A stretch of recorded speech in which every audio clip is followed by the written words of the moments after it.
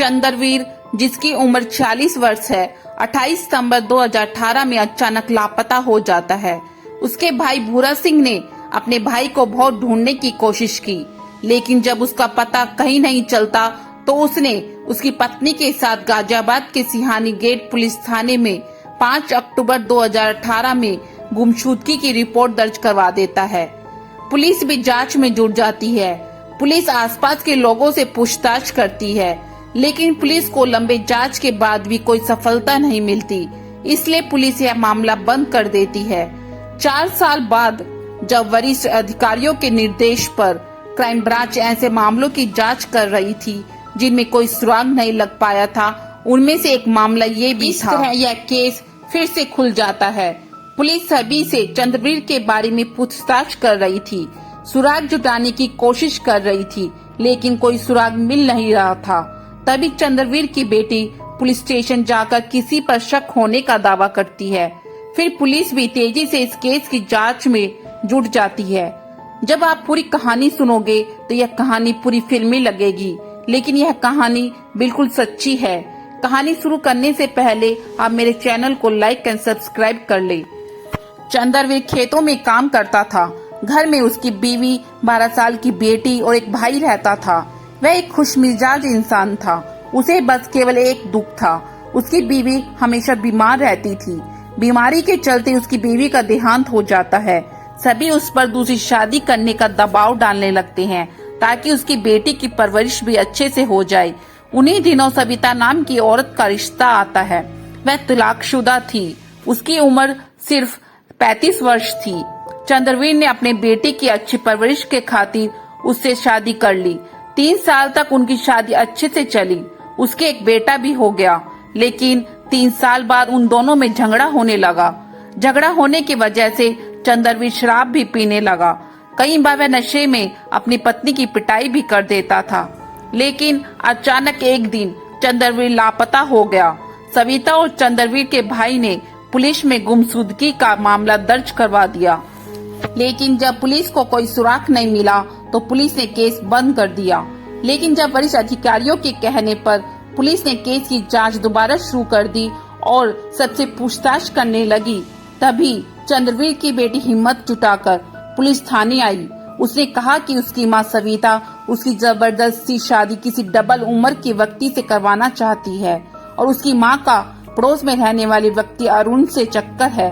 अरुण रात को हमेशा डेली हमारे घर आता है और सुबह चला जाता है।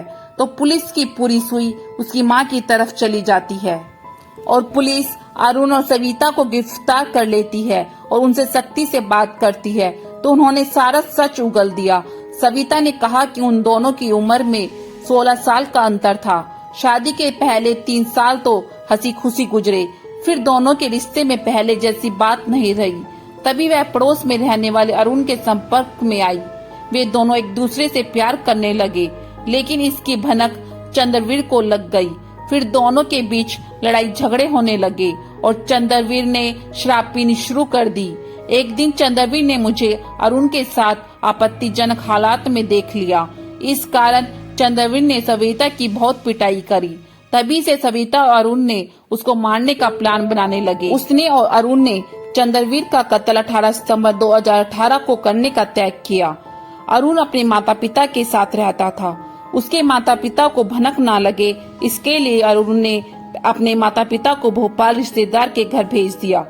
चंद्रवीर जब शराब पीकर रात को खाट पर गहरी नींद में सो रहा था, तब सविता ने गेट खोल दिया और अरुण घर के अंदर आ गया। अरुण ने सिर में गोली मारकर चंद्रवीर की हत्या कर दी। सविता पहले से ही बाल्टी लिए खड़ी थी। सविता ने गोली मारने के तुरंत बाद खाट के नीचे बाल्टी लगा दी ताकि सिर से निकलने वाला खून फर्श पर न गिरे, वह बाल्टी में ही गिरे। इसके बाद दोनों ने बाहर जाकर देखा कि गोली चलने की आवाज से लोग जग तो नहीं गए हैं, लेकिन वहाँ कोई नहीं था। बेटी और बेटे को बेहोशियों की दवा देकर पहले ही वो सुला चुके थे।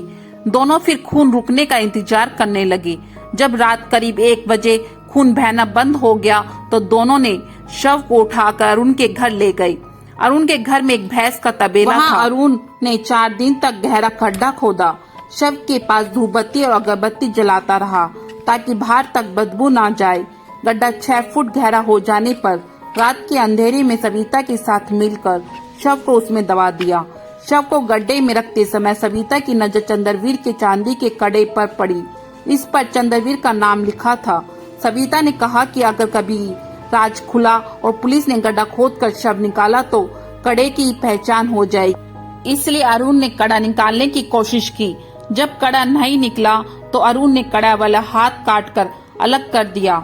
इसे पास के केमिकल फैक्ट्री के पास फेंक दिया ताकि उसकी पहचान ना हो सके। फिर गड्ढे के ऊपर फर्श बनवा दिया।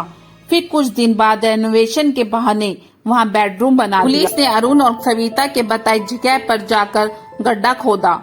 वहाँ से एक कंकाल निकला।